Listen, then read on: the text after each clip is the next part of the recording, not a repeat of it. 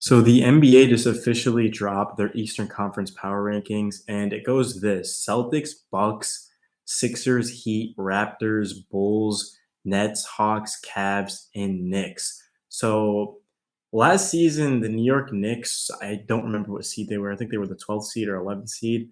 So they won 37, 38 games with Alec Burks at point guard, Julius Randle out of shape, Coach Thibodeau's horrible rotations, horrible offense, very predictable. Now they add Jalen Brunson. Is he an all-star? No, he's Jalen Brunson is not an all-star, but he's pretty damn close to it. I know that sounds crazy, but 22, 7, and 5 on good splits. It's not quite an all-star, but when you go from Alec Burks and Kemba Walker and a banged up Derrick Rose to Jalen Brunson and obviously another year of Emmanuel Quickly, the sky's the limit. And you throw that on top of Quentin Grimes' development, Obi Toppin, Julius Randle being in maybe even the best shape of his life. The last time Julius Randle was in this type of shape, he was second team All NBA, and the Knicks made the playoffs. They were like the fifth seed or whatever. So I feel very good about the Knicks. I got a comment actually like right before I got on this. It was from a Bulls fan, and he said, "What teams do you have over, or what teams are the Knicks over in your opinion?" And I said Pacers, Magic, Pistons, Hornets, Wizards, Nets, and Bulls. So that would make the Knicks the eighth seed. But like also that's not me fully buying into everything that I basically just said. Because if that does happen, the Knicks will be probably the fifth, fourth seed. They could probably even get up to three. It sounds crazy, but I mean the Knicks already we saw them over exceed expectations before and basically do what no one really thought they could. And now they have Jalen Brunson. I feel really good about Jalen Brunson. Obviously, I'm biased and I'm a Knicks fan and I've got a Knicks shirt on right now, but I'm also being realistic, dude. Like I don't think we'll be better than the Hawks or the Cavs. I don't think we'll be better than the Raptors, the Heat, Sixers, Bucks, and Celtics, but that doesn't mean that we can't. I certainly will think the Knicks will be around the sixth seed, maybe sixth to eighth. And that's with all of their picks and all their futures. So the fact that the Knicks can get into the playoffs in a tough East, I mean, the East is really tough, dude. Like look at the top five teams, bro. Celtics, Bucks, Sixers, Heat, and Raptors. All of those teams could win the championship.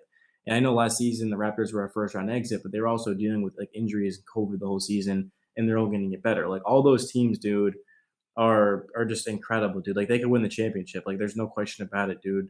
There's not a single team in the Western Conference that would want to see any of those five teams that I just named, even the Raptors, because the Raptors defense is incredible and they play positionless basketball, dude. And the Raptors also they've got guys like Gary Trent and Fred VanVleet that can heat up in a hurry. And it's just the East is deep, bro. So that's why I have the Knicks around the 6 to 8 seed. But like, I do think we could honestly be better than the Raptors.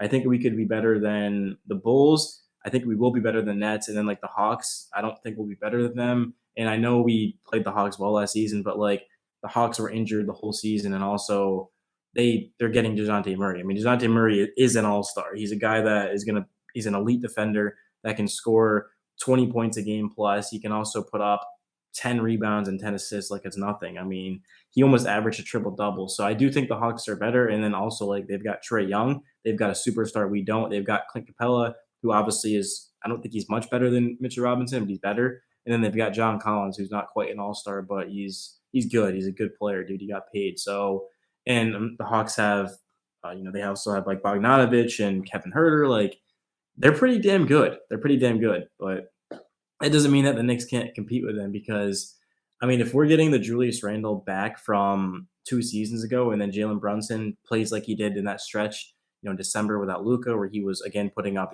22, 7, and 5 on good splits. He was like 38% from three, 47 from the field. And I mean, Jalen Brunson in that stretch, dude, looked like a star. And a lot of people think that Brunson is not going to be the same without Luka, but he actually was statistically better when Luka was off of the floor. And it's because Luka's the most ball dominant player in the NBA. And I love Luka. I think Luka's going to win championships, but like Brunson is only going to get better without Luka because he's going to have more of a role in the ball in his hand. So I feel really good about the Knicks, and I'm not surprised that they have us as the 10th seed, but it definitely is disappointing because the Knicks they had a really bad season and they really, like, weren't that bad. Like, I know a lot of people are like, "Dude, the Knicks suck," but, like, if you actually watch the Knicks, dude, they blew a lot of leads, and again, they didn't have a point guard, so I feel like the Knicks are just being really slept on, and that's right where we wanna be. Like, as a Knicks fan, as someone that covers the Knicks over at Knicks Daily, you're I don't know which channel this is probably gonna go, obviously, it's gonna go on Knicks Daily, but, if you're watching this over on my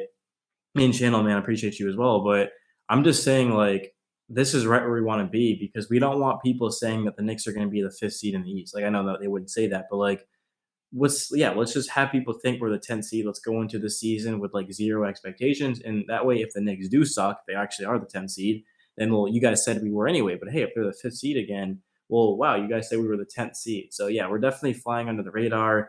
And to this point, it doesn't look like Donovan Mitchell is going to be heading to New York. I don't think Donovan Mitchell is going to be heading anywhere other than Utah. I think he's honestly going to stay there. The asking price is just completely outrageous. I mean, 6 first-round picks and young players for Donovan Mitchell is completely absurd. It's preposterous.